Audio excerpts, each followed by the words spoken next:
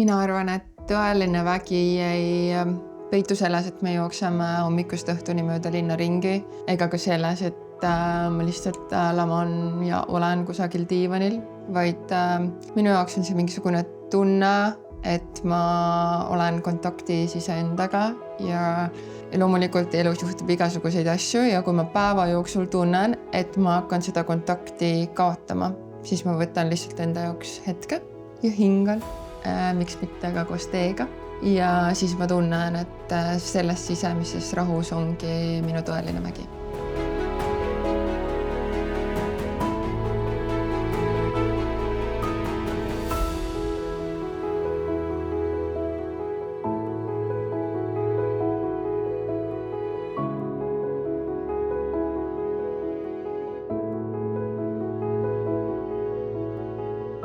Tõeline vägi peitub kontaktis iseendaga.